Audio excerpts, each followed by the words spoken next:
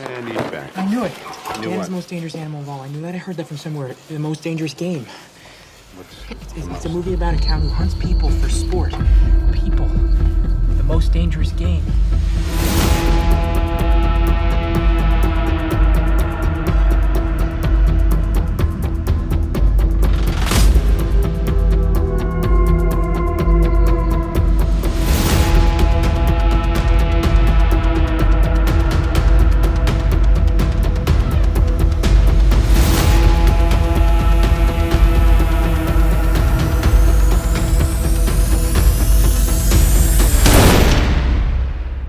Hello and welcome to the Most Dangerous Podcast, a show about all the incarnations of the most dangerous game. And I am Travis Fishburne.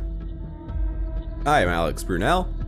I'm Dustin Meadows. And we are finally talking about something relevant. Yeah. A lot more relevant than Frankenstein Island. Or just a bit. Yes, Yes. that is true. Much Yeah, more. we're talking about any of the Predator movies could work, but we thought it would be appropriate to talk about Dan Trachtenberg's Predator Badlands. We've previously covered Predator movies on this Just show, no? Predators. Didn't we do Predators? Yeah, Okay. that's the only one. We didn't do Prey? No. Oh man, No? yeah, we should do Prey at some point. Yeah, I think eventually all the Predator movies will get covered. Good. Then I will eventually watch Predator 2. It's pretty good. I've never. Oh, that's interesting. You've not seen that. I never saw the Shane Black, The Predator, because I heard I it's have. bad. so many It's terrible bad. things about it. I was like, I was so interested, and then I don't. Here's the thing. I don't remember it being bad, but I don't remember it like at all. It was like it's the weirdest like zero impression movie. It was just kind of like a black hole of time. It's maybe the most disappointed I've been in a movie that I was really excited for in a long time. Like even more so than Rise of Skywalker, because that one I kind of saw coming after all the Last Jedi backlash. But like The Predator's like, oh, Shane Black's writing and directing this. He was on hand for the first one. I like everything he does, and that is the only Shane Black movie that That's I do crazy not like. because he was like on a good run leading up to that. Because He had just Yeah. done The Nice Guys right Mhm. before. my favorite movie of Oh, yeah. 2016. It's bad. It is, God, it's maybe one of the things that like most clearly felt the effects of like the MCUification of movie making at that point.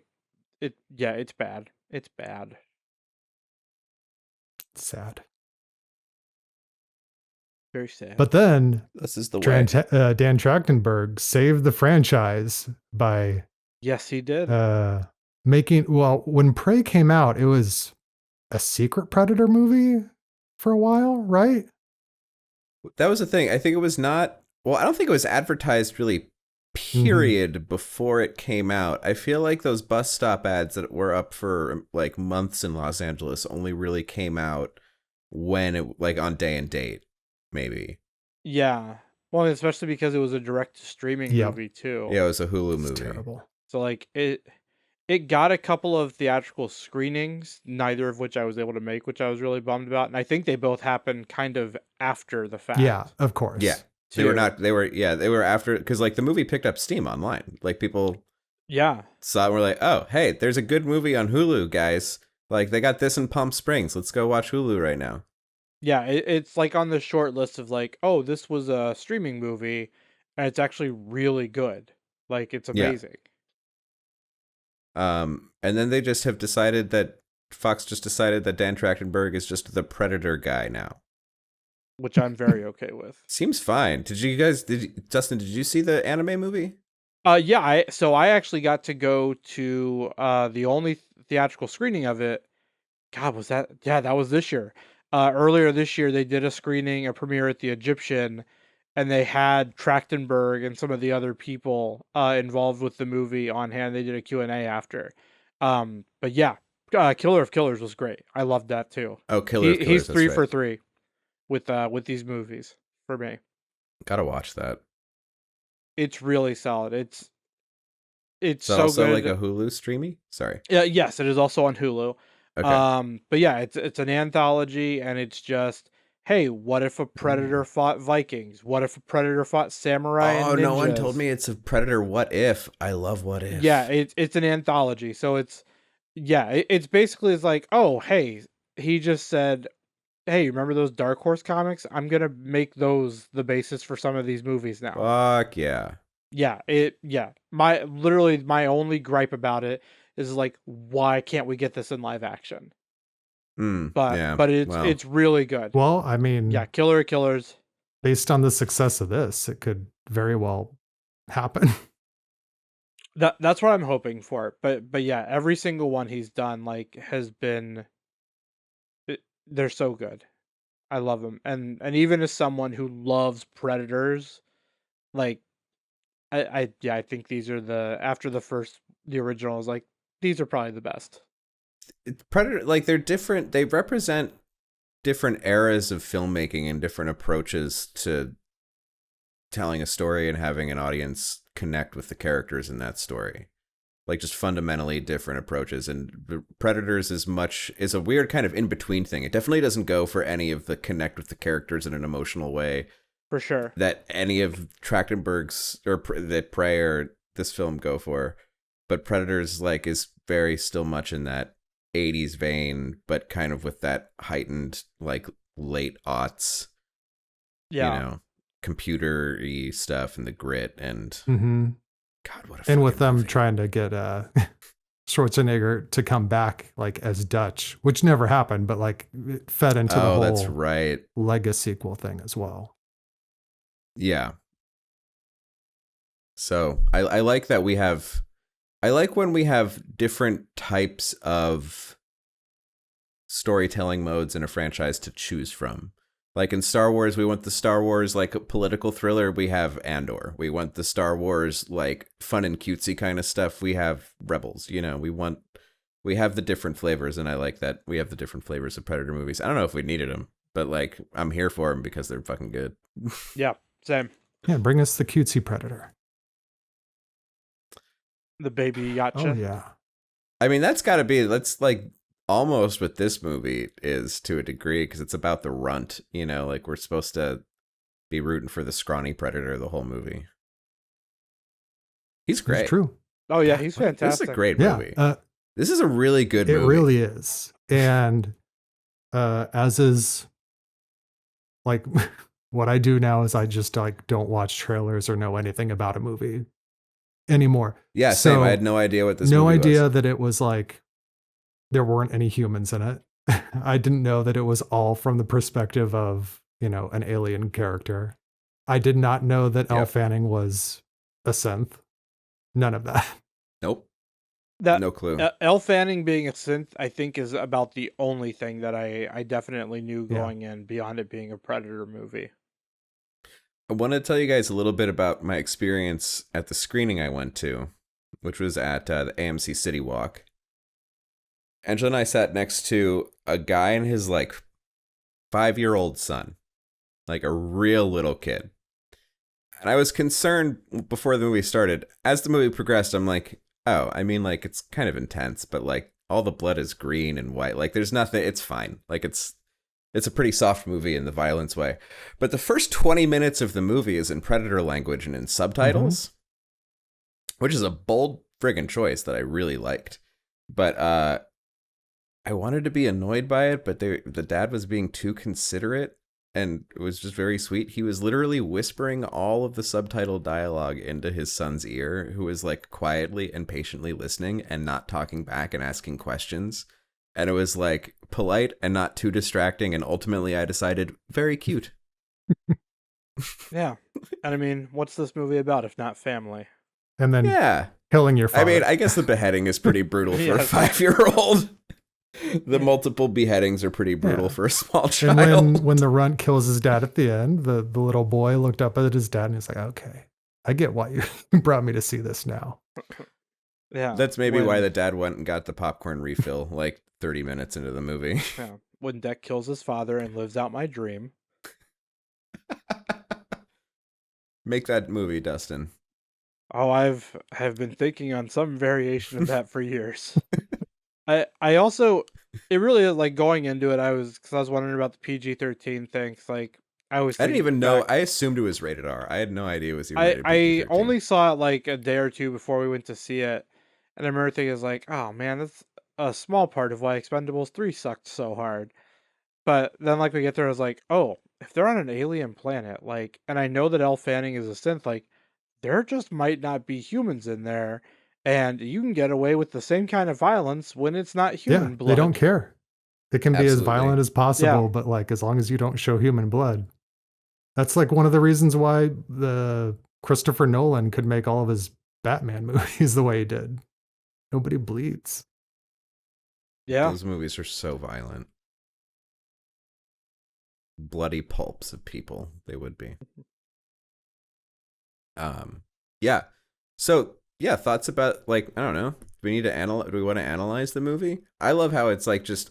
I love the way the franchise is now, where it's just like all subtle alien universe, like just like oh yeah, just casually like Wayland Yeah. Yutani expedition. And it's just like oh yeah, you don't even need to explain that. That just makes complete sense, and I'm here for it. One of the things that I really like about Trachtenberg's doing these is like I feel like especially so many movies, especially Alien Romulus, I think of is like they're so kind of beat you over the head with a lot of the fan service moments. And I think Trachtenberg has been like really solid about that because before this one, the most egregious thing he did was show us the old pistol from Predator 2, which I'm sure no one's like, oh, that thing, oh, it's that thing. Like, like that's a fun enough like little way to throw an Easter egg in there without being obnoxious about it. And like, and even with the Wayland Yutani stuff in this, it's there's like, okay, Wayland Yutani's here, cool. That's we're rolling. We don't need anything else. Right. I feel like he's really good about not spoon feeding, not treating the audience like we're a bunch of dumb idiots who need to be like just force fed slop that we're familiar with.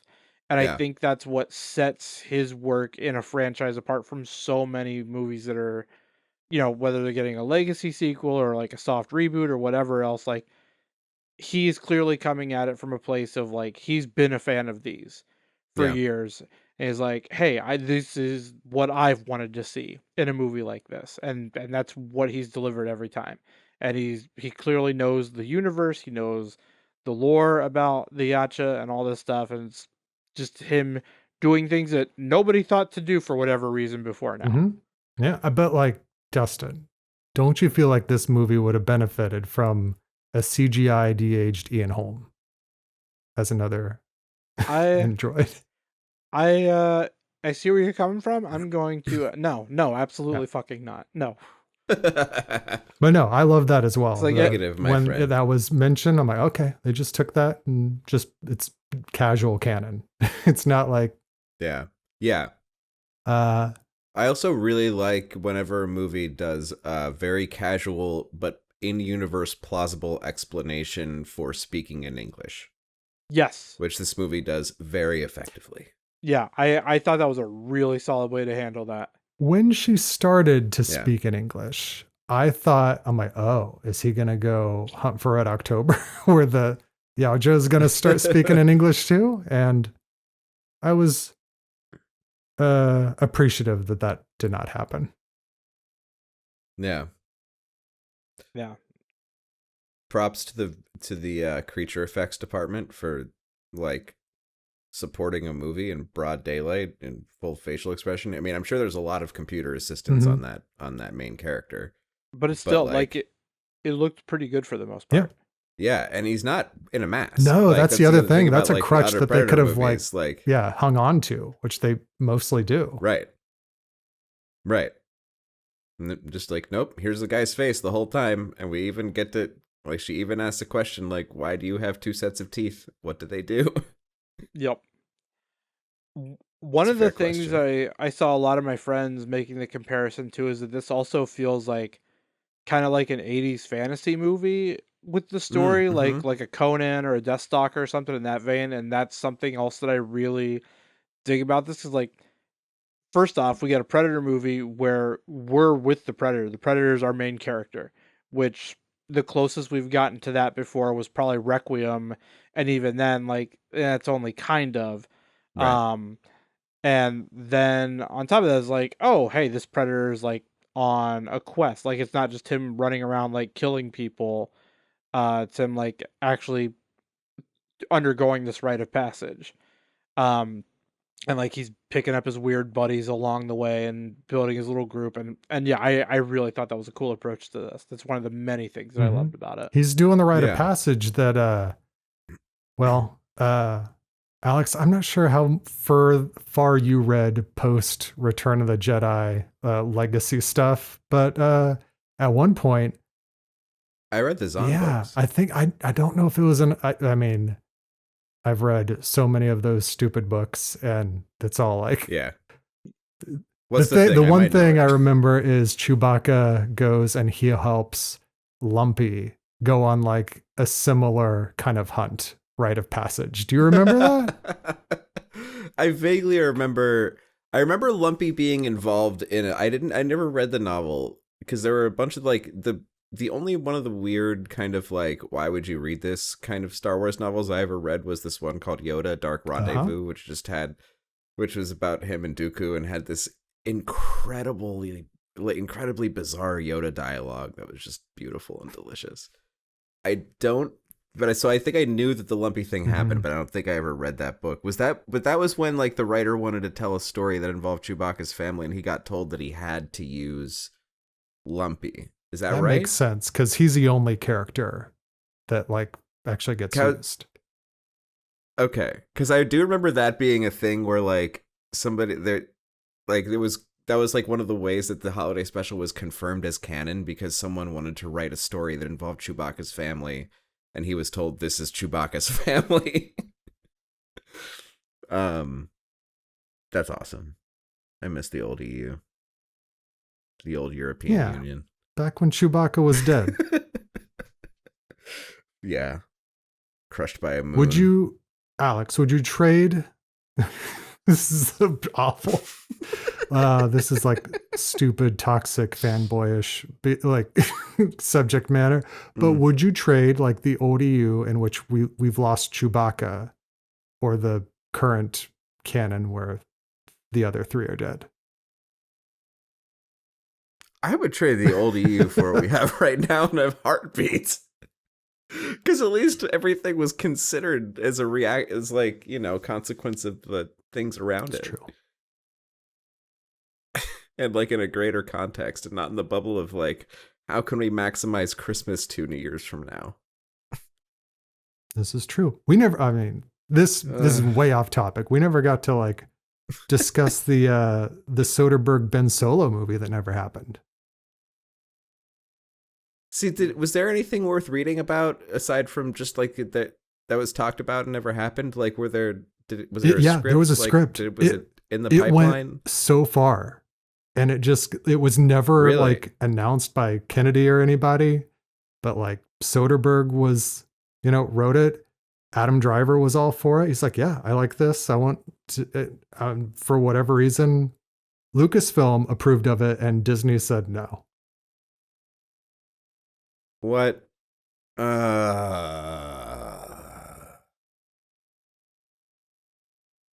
But yeah, it was worked on for like 3 years. And then once that happened, they're like, okay, guess not. And it's not like I'm particularly attached to like either of those two dudes, but I mean, like that of all the things that you're talking about would have been cooler than most of them. That had been cooler than the fucking Gina Carano show, is Patty Jenkins still making a movie, or did she just make a teaser and then she left and did something else? I think that's still maybe happening. That's not like, not fully dead, and it's not like we're doing it. But yeah, like, and of course, like, it's crazy because... Tell a story. And like... They said, my curses do not apply to Andor. Yeah. Everybody who got Andor over the years, thumbs up. Good choices. And like Soderbergh doing like a big budget franchise movie, he never does that. I mean, that's true. That's true. That would have been an interesting thing. He does thing things to like see, the cheapest way, fastest way possible all the time. You don't think he would have made a cheap, fast Star Wars movie? No, I think he could have, and I think that's what they were trying to do. And I don't know. Contagion, but Star Wars. Yeah, I would have taken that. You know what Soderbergh would I would love to see Soderbergh. You know what Soderbergh do? What does Soderbergh do? Soderbergh do good. What was that book called? Was it Death Troopers? Yeah. About the zombie stormtroopers? Soderbergh, like, iPhone style that movie. That would be killer. I'd take that. I'd also take if this Ben Solo movie was like them doing like Magic Mike in space. I would also accept that. Ben Solo comes back and he does erotic dancing. Yeah, give us sex workers in a Star War, you cowards. Is the fan service that one of his songs is the Cantina Band theme? That's fan service I can get behind. I would watch him strip to that. Or Jedi Rocks. Canonize jizz music again. No, lapty neck. Yes, canonize jizz music. Put that on t-shirts. Yeah. Get Ben Swallow back here. And Jedi Rocks. If only. But we're getting... Jedi Rocks is a travesty of music. It's a crime. I was so sad when I saw Return of the Jedi with an orchestra at the Hollywood Bowl and they had to play Jedi Rocks. Oh no. Now I'm really sad that I missed that show. It was cool. What are we talking about? Terrence Malick's Badlands? That's true. All right. This movie was shot entirely at Magic Hour, I heard. Now, like, that's another thing is it was like so much of it was shot like on location in New Zealand and it shows. Yeah. Yeah, that's true. Another thing. I should look up where Angela and I are going to go next year. Oh, it's exciting. Oh, nice. But it looked great. Yeah. It really did look great. And we did get a lot of fun. Like, I loved the dangerous woods and the different ways in which the woods became dangerous. Oh, to our yeah. characters. The razor grass, the creepy Cloverfield thing in the tree. Cool. Yeah. The Luna bug, I think. Tree thing. Yeah, the Luna bug. Oh my God. Horrifying. Man. And then it was a very good and well-earned final, like, climactic. These are all the pieces of the things he's learned on the planet. And Oh, how yeah. he can come The as far. Chekhov's exploding spike flower. Oh my God, that was good. I really like that. Also, I got to make this remark. My favorite space monkey in a film since Lost in Space 1997. Whoa. Yeah, I did clock. I was like, oh, this kind of looks like that. I don't know if there was a single space monkey in between those two films in a big way, but No. Oh, chimps in space. Oh yeah, space chimps. Space chimps. That's what it right. was. I feel like, okay, even though by definition that is exactly what I'm talking about, I feel like in a broader way, it's not what I'm talking about. Yeah. Yeah. Those things from Galaxy Quest are chimp-like. Okay, there we Yeah. go. Yeah. They were okay. That's I would qualify them as space monkeys for sure. And Yeah. ironically, you know, even though it's Planet of the Apes, it's all that none of them go to space. Yeah. I had That's a true. weird conversation with somebody at work a few months back where I was bringing up the Apes movies and it like got to the point where it's like, now which planet? And I'm like, it's all, every single movie is on Earth. It's like, wait a minute. I'm like, no, like no, they never go to space. Like there's a little bit of space in the first one with humans, but like they're on Earth every time. Spoiler.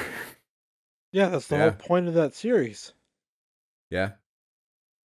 I mean, bless them for not having that spoiled. I feel like there is a time in culture where you could not know that it was Earth the whole time in Planet of the Apes, regardless of whether or not you had seen the film, just by consequences if you had seen other movies and TV shows in the 20 years since. you knew the ending to Planet of the Apes, and we are no longer living in that time, Yeah. you guys. No, when I showed it to my son, he didn't know. Oh, that's because Wow. you didn't show him Jay and Silent Bob Strike That's Back true. first. That or Spaceballs. Yes. Or that episode of The Simpsons. Yeah. Oh, yeah, with the musical. Mhm. Mm-hmm. Stop the Planet of the Apes. I want to get off. Oh no, I was wrong. It was Earth all along. I did show him recently. I showed him The Sixth Sense, which he never heard of. Oh, yeah? Like, not only did he not know, like, you know, the big spoiler at the end for that, he didn't even know, like, the premise of the movie. So when it came out, like, the kid was seeing ghosts, he was like, oh. And I'm like, wow. He didn't even know, like, that much. And he went in not having it spoiled that it was Donnie Wahlberg in the beginning. Yeah. So you didn't let him in on, like, the New Kids on the Block or any of the kind of context around Donnie Wahlberg before seeing the film? Look, son, it's dead silence as Donnie Wahlberg. I did give him context recently with River Phoenix because he'd seen, like, some Joaquin movies. And I'm like, and he likes Indiana Jones. And so with the third movie, I'm like, now here's an interesting thing. It's like River, like this kid is Joaquin's older brother.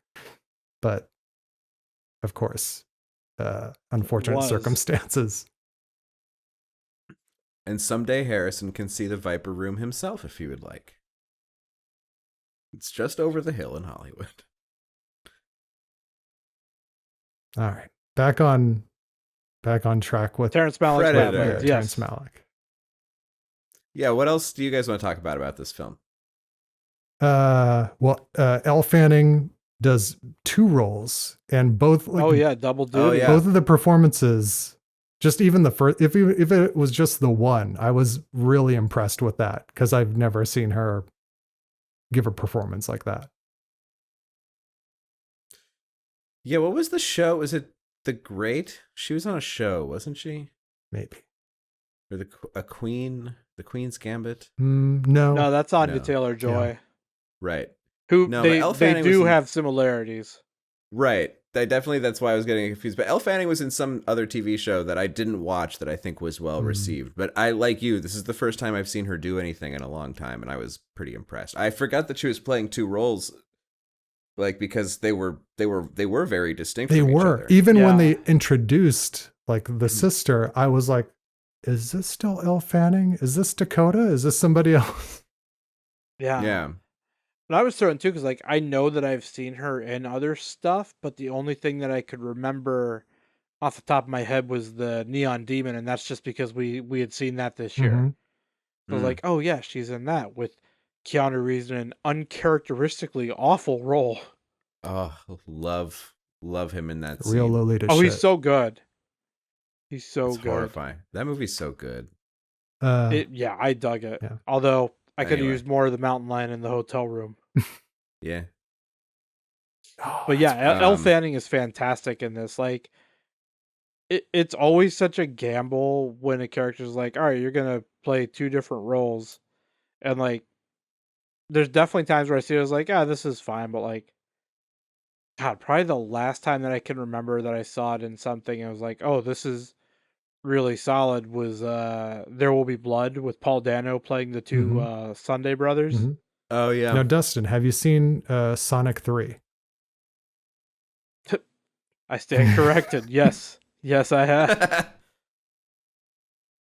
Not that it's not Should a I see stretch. Sonic 2 and 3? What, say what? No, it's Should I see the second two Sonic movies? Or those movies? They worth get watching? better. They actually do get better with each one.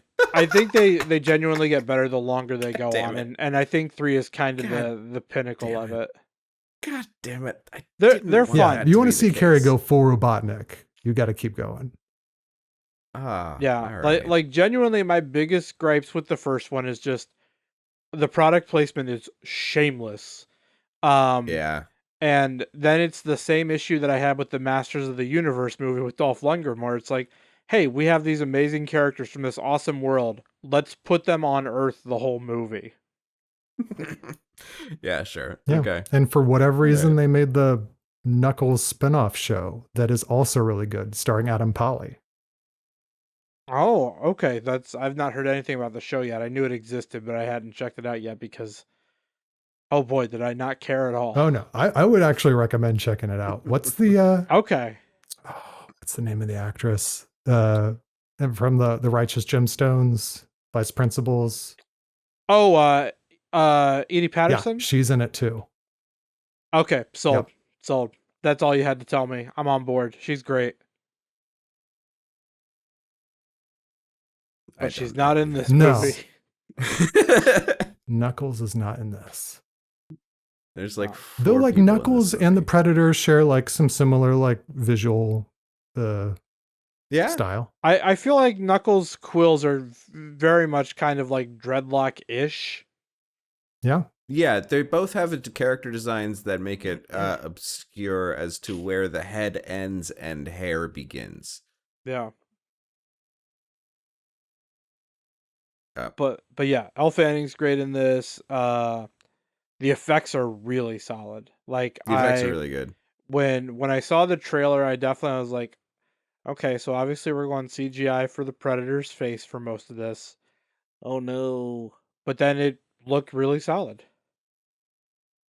Like I think there was maybe 1 or 2 times where I thought the CGI was kind of iffy, but like it was on point more than it wasn't. Mm-hmm. And again, No, it too, was I pretty. think them shooting on location is huge. It helps. Like it's so refreshing to like go see a movie like this and it's like, okay, they went out, they shot someplace real as opposed to a gigantic sound stage with green screens all over the goddamn place. Yep. Yeah. Yeah, there was a trailer for Avatar, the new Avatar, They which I shot that didn't on realize location, was right? even this year. Yeah, up in the Cloud Islands. Disney and the World. Fire Mountains. I'll see it because I have the same experience every time there's an Avatar, which is like I see it in the theater more than once because it's like a really powerful theatrical Yeah. experience, and then I remember almost nothing about it, and there's like no emotional attachment to it afterwards. Yeah, that's exactly how it, like I went and saw the last one because I was like, if I don't see this while I'm out and about today, I know I'm not going to make myself see it. I was like, okay, this was great to see in the theater, but like gun to my head, I couldn't tell you anything beyond Stephen Lang became a Navi and they said bro a lot. Yeah. You don't remember Polycon ripping the dude's arm off? Yes, that person that I definitely remember doing a thing. That was the whale. I was listening. Yeah, that. Sorry. I've been listening to the Lonely Island podcast lately, and Akiva Schaffer forgot that Sigourney Weaver was in the first film entirely. He remembered other things about the first film and remembered her in the second film, but forgot entirely that she was in the first movie. Yeah, I mean, that is a fair thing to forget. Yeah. But like to that point, like it still doesn't look photorealistic to me. It still doesn't look like he still can't get to the point where like Cameron can make up those images out of, ones and zeros and make me believe that that's real bodies in a real space. Like that has still not been cracked. No, I definitely agree with that too. Now, I run into trouble with this when like I'm thinking about this kind of a thing, or when I see some like AI slop or whatever, and I'm like, okay, am I not believing this because I know they could not do this without computers, and therefore like I'm looking at this just like I cannot like get the fact that it was made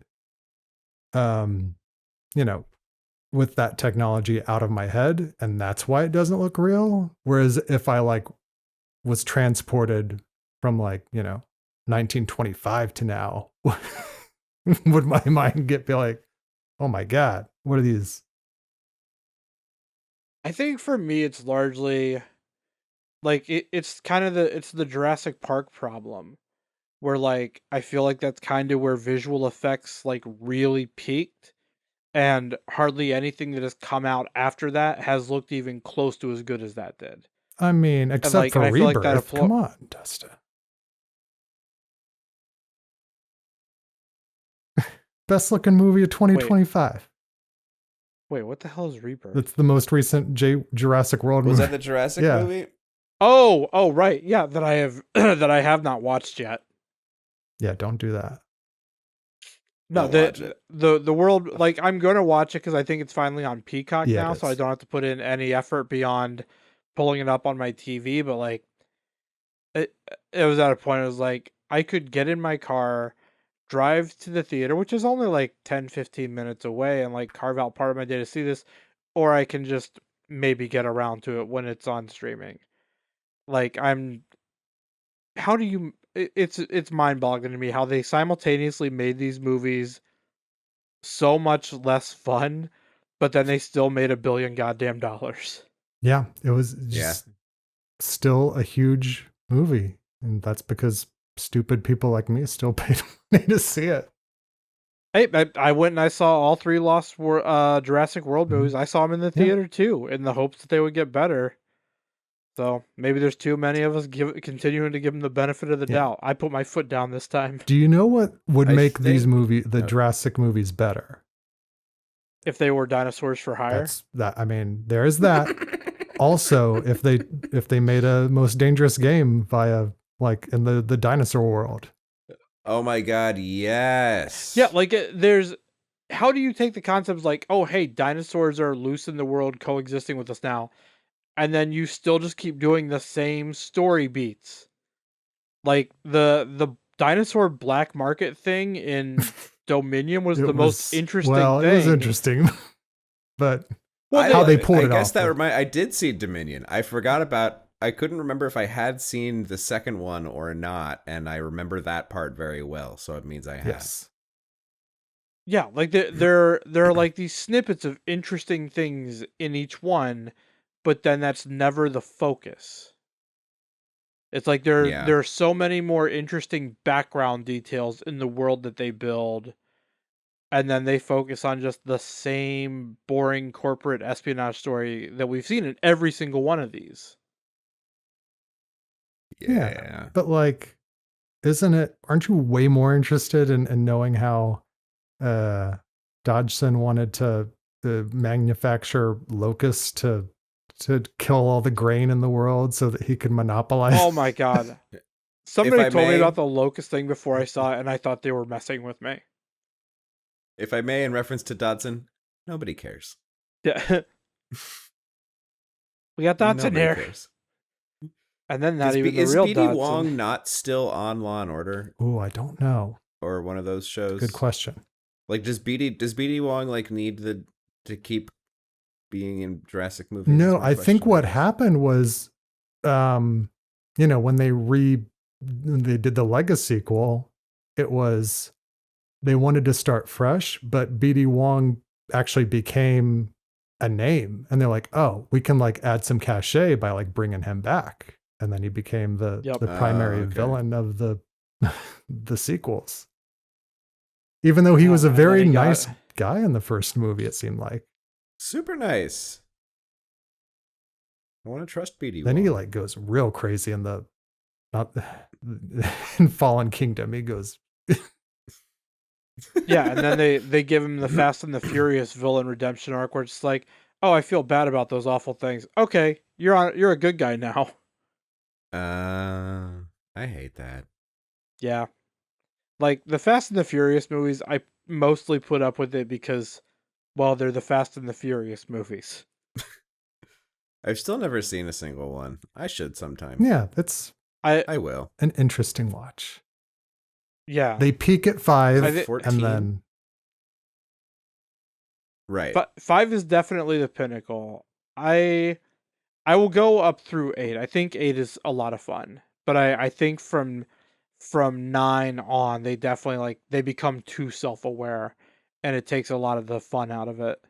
to the point where, spoilers, Alex, but the most recent one, Fast X, ends like on a cliffhanger with all these characters that were dead coming back. You know, they got Gal Gadot coming back. They got the and everyone like comes back at the end to be like, we're ready to go, except for Universal can't get the movie made. Yeah. Wow. And a cliffhanger after an already over 2.5 hour long runtime. They go into they go into space in one of them Yeah, that's briefly, don't they? Don't nine. they ride a car into Nine. space? Nine. Yeah. Yeah. Okay. And it's not nearly the spectacle that you would hope for. Yeah, it's not the Moonraker. No, it of never. The, It couldn't be.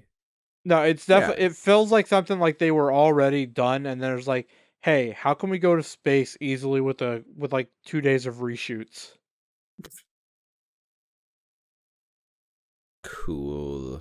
You know who is in space though? The Predators. It's true. Also, Jason. He's Also, still floating Jason around in space, if you ask me. and the Leprechaun.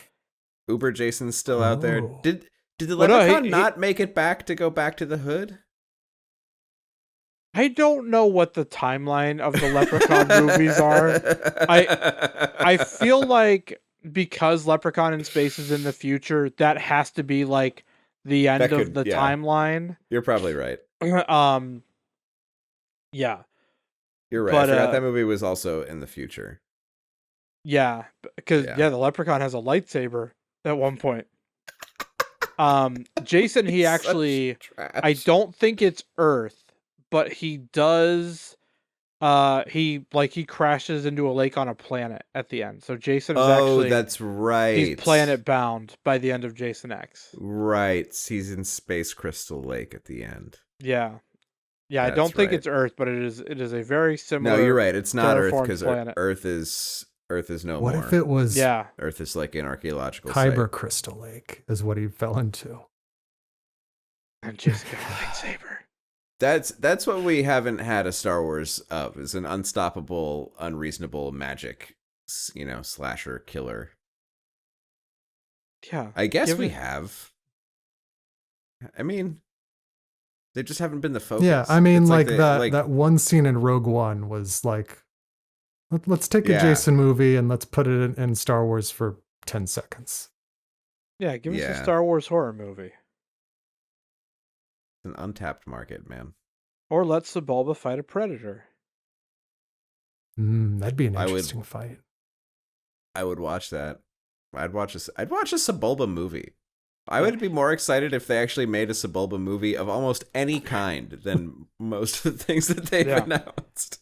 Give us a Most Dangerous Game with a predator and all the bounty hunters. They could do that. Ooh. Yeah, Dengar get got. Dude, I would so kill for a Most Dangerous Game with all the classic bounty hunters. And they've even done like modern day canon comic books with all the bounty hunters because they had to make the time in between Empire and Jedi more complicated than Shadows of the Empire already made it. Like, before, they like made more steps in between the two films than there were ever before. So like that kind of time has been like filled in the canon, unfortunately, by Disney and the comic books, but because I don't think afterwards they'd work together again. But Zuckuss is really funny. Yeah. Just so you guys know, Zuckuss is really funny. Right. He seems like a cut up. Zuckuss, Bosk, Dengar, IG-88. Dick. Yeah. Dengar sucks. Is there another one? You're missing one. The guy who is always Boba Fett. Yeah, but like the guy who's always with Zuckuss. Oh, Zuckuss. He's got a robot body. Oh.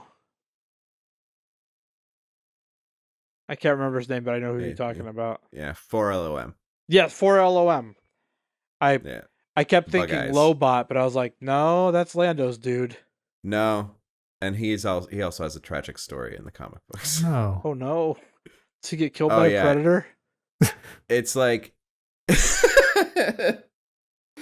no, so like he worked for the Empire and the Empire put those things in and then like he was liberated and then like he basically overloaded his own brain to save Lando. He overloaded the circuits in his own brain to save Lando, and that's what made him into a mute and like because he overloaded himself to save his friend. Oh, that's a bummer. So like he's like kind of it's one of those like he's still in there but can't like do much about it aside from like the basic kind of functions. He's in the sunken place. Millennium Falcon. Yeah, exactly. Lobot is in the sunken place. Just like Phoebe Bridgers in the Millennium Falcon. Oh, that's another one. Yes.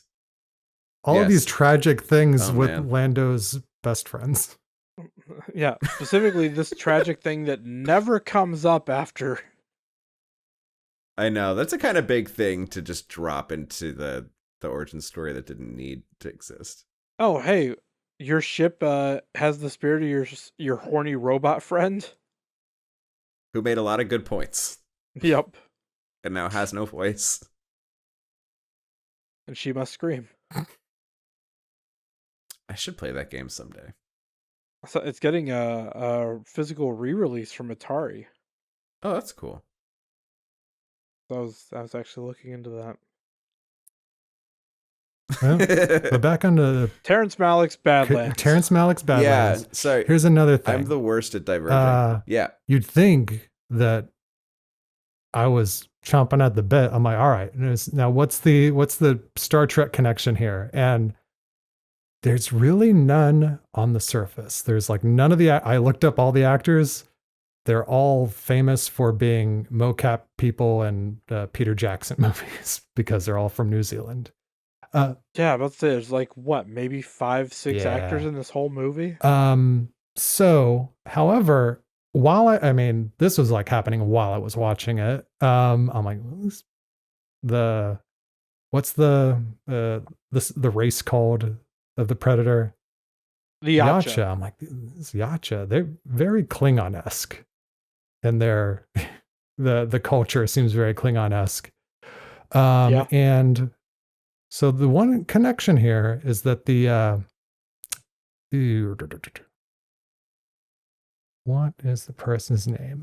Britton Watkins, who created the Yacha language, was also a language consultant on Star Trek Into Darkness.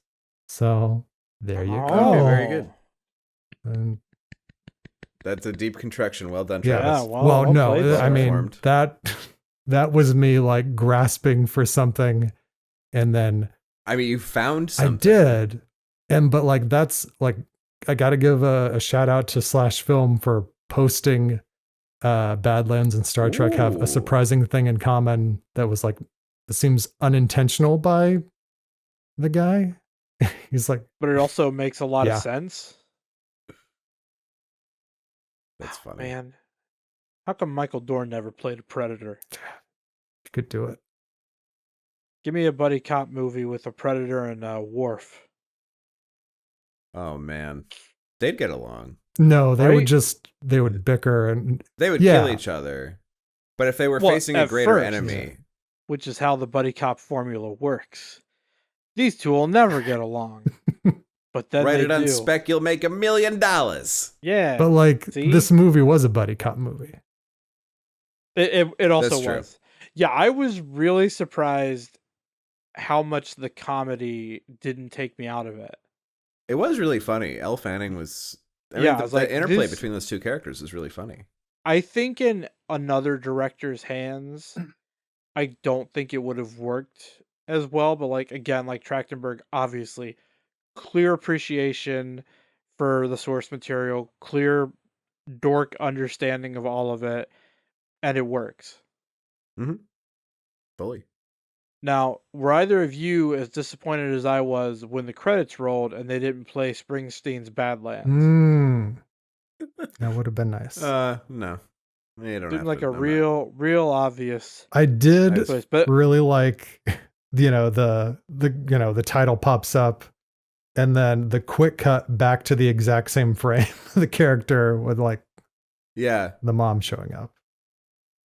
yeah, that was funny. Which, that's like I- the way that it cuts back on the same, shot extended. It's very, that's from a comedy movie, not from an action movie. oh yeah, a lot of Yeah. comedy cuts in this. On a music point. note, I really liked the score on this one. I did too. And it's the same gal who did Prey. Mhm. Sarah Okay. something, I'm blanking on it, but yeah. And I think she collaborated with another composer for this. And I think she also might have done Killer of Killers, but I can't remember for sure. But she definitely did Prey. Yeah, I like the music a lot in this. This had an end credits pop song, didn't it? It had a song with lyrics for the credits. Am I remembering? It wrong? wasn't a Bruce Springsteen I feel like there were song, like as we there were like music it was not credits. Badlands. It was not Badlands. Maybe I'm remembering wrong. I've been watching a bunch of movies lately, so it's possible this one didn't have like the single song with words in English at the end. This movie That was a ended with different Holiday movie. Road by Lindsey Buckingham. Oh, Predator takes on the Griswolds would be awesome. Predator versus the Griswolds.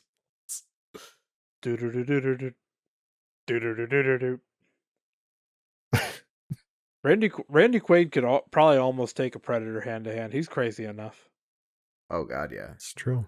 Oh no, I'm wrong. It must have been a different movie I watched. Maybe it was The Fall. Maybe I'm confusing Predator Badlands with The Fall. Very similar films. And also, like, speaking of titles, this is also one of those movies where it goes a long time until the title card pops up.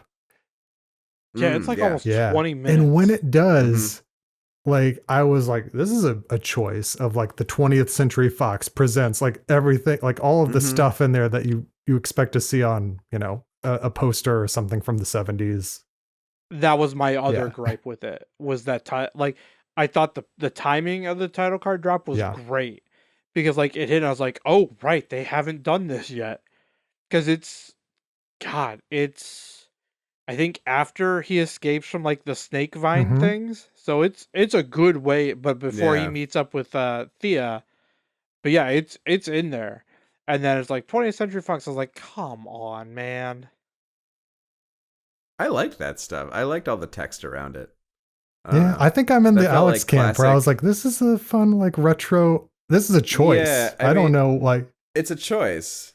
That's I don't know that it fits, because like no other Predator movie has. It's not like the first Predator film started out with just the title card and like copyright 20th Century Fox with the Roman numeral year. No, it is out of character for the franchise, but I liked it. It's less that it's out of character and more, instead of being like a cool retro thing, which it definitely looks like, and maybe I'm reading into it wrong. It felt more like just a like, this is our company kind of thing. I felt the retro vibe. Yeah, like I feel like it was a choice by the director more than the studio. That's fair.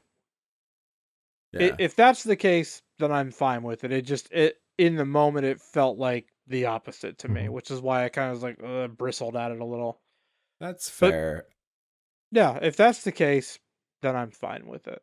Yeah, I can't see how it'd be like if they're gonna let him wait till the movie's been talking in Predator language and in subtitles for 20 minutes for like a, you know, mid-season action film that they're hoping to get butts in seats for. If they're gonna wait 20 minutes to show that, I don't think they're gonna then be like, but you gotta make sure that they know it's a Fox film when you put the title there. Yeah, no, that's fair. That's a fair point. The folks, they gotta know. You gotta. I like Alex's Fox studio exec. His old-timey executive. I'm the only guy still looking out for the reputation of the studio here. I wish. Fucking wish someone was looking. No, the one guy, like the one main guy that like works in the archives at Warner Brothers was like fired when the whole merger happened, and then they quickly realized that was like the Discovery one, like the when Zaslav took over, and they like quickly realized, no, that was the wrong choice, and then they brought him back as like an independent contractor for a year, and now he's just like back full time because he's like, you know, the resource. But they need to value that guy more. They do. You hear me, Warner Brothers? I'm gonna shake my finger at you. Where are you? What direction are you in? That way.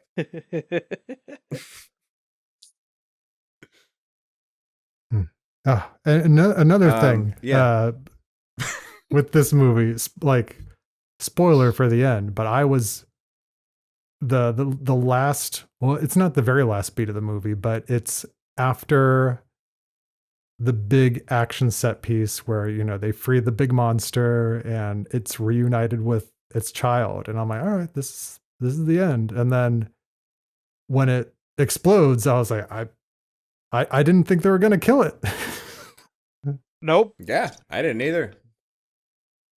So that was a true shock, which so rarely happens. I was like, I applauded them.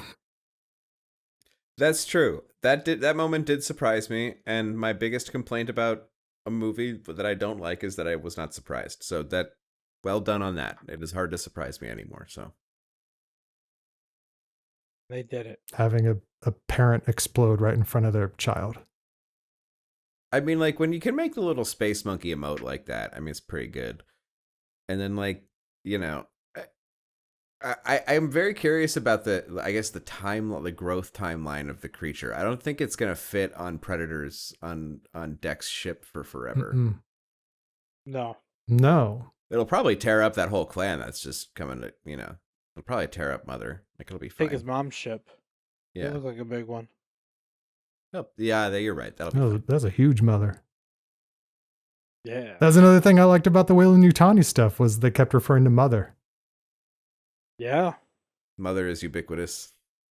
I also really like I like the Weyland-Yutani stuff, I guess, particularly in the wake of and like the Mother and the interaction in that way.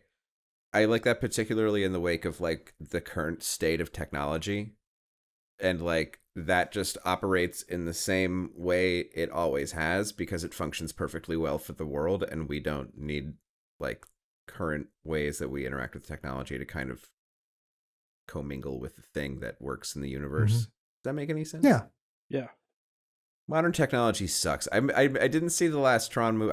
I loved Tron Legacy so much, and I missed Ares because I didn't want to go see a movie starring fucking Jared Leto. Yeah. And number two, I don't think anybody really did. shot themselves. I didn't want to see a movie at this point about being on the computer side in any version of, you know, siding with artificial intelligence in 2025. I think they really shot themselves in the foot with both of the, because I didn't go see it either. Like, you know what? I got Michelle the fucking soundtrack for our dating anniversary. I'm just gonna listen to this at home, and maybe I'll get around to it. I'll watch it at home. Yeah, it's, you know, fun for the visuals like you would expect.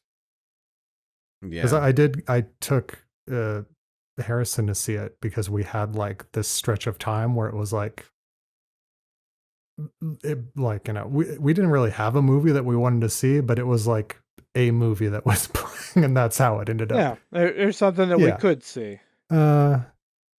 So I decided not to take him to One Battle After Another, and I took him to Tron instead. And so he liked that.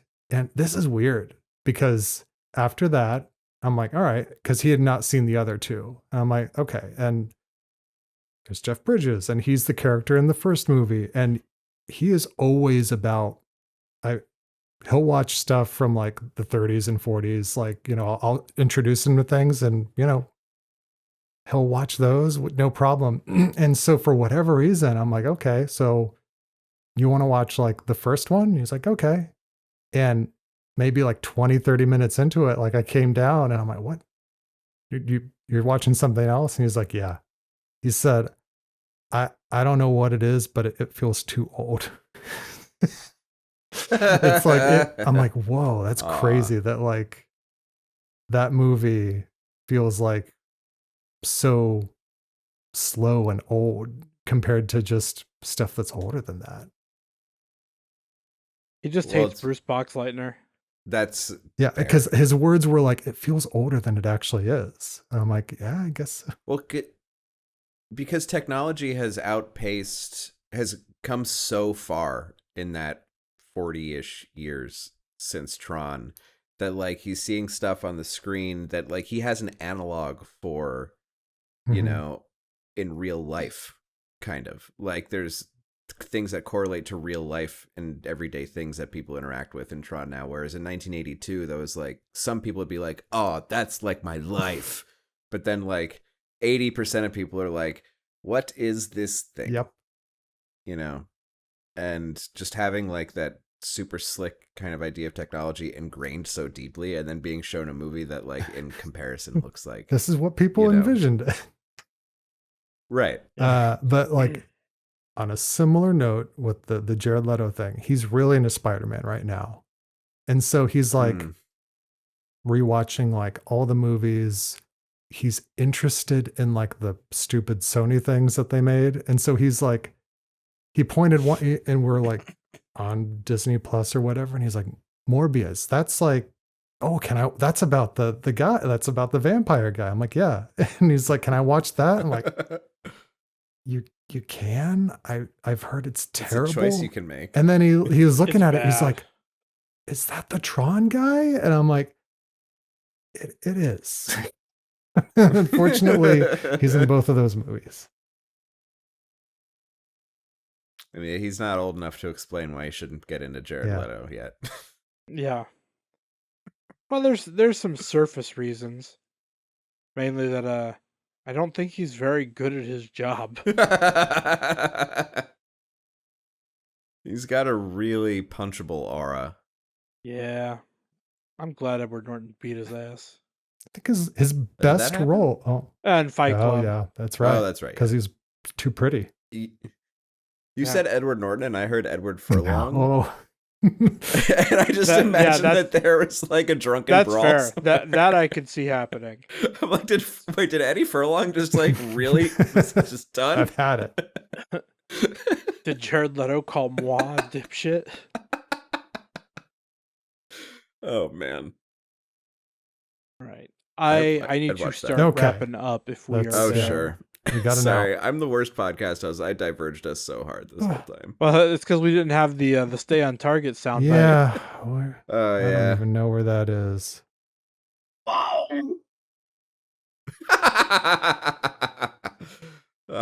I'm so happy that Angela has seen the holiday special like just the 2 times, so that when I say wow in that way, she knows what I'm doing.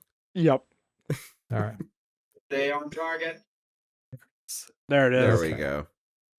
All right. So with all that, we'll go ahead and wrap it up and we're going to double dip into the recent movies, because next time we're going to be covering the Edgar Wright Running Man.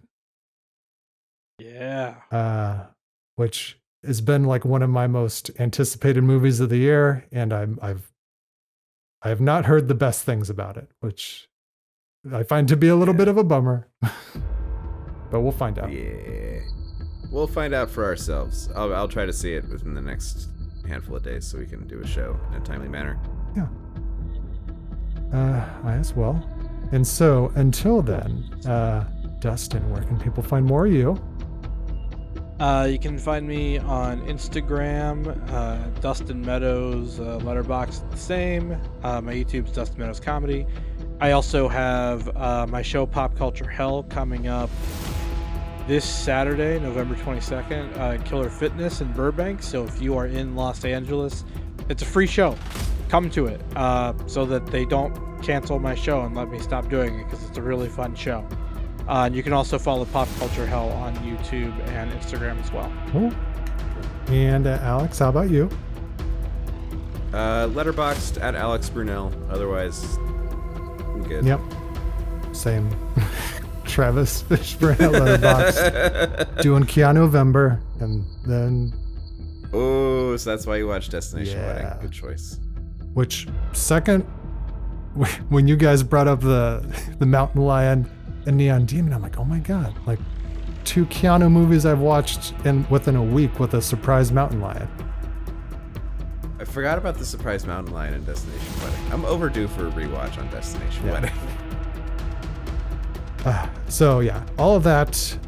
We'll see you next time for Running Man, and stay alive and survive.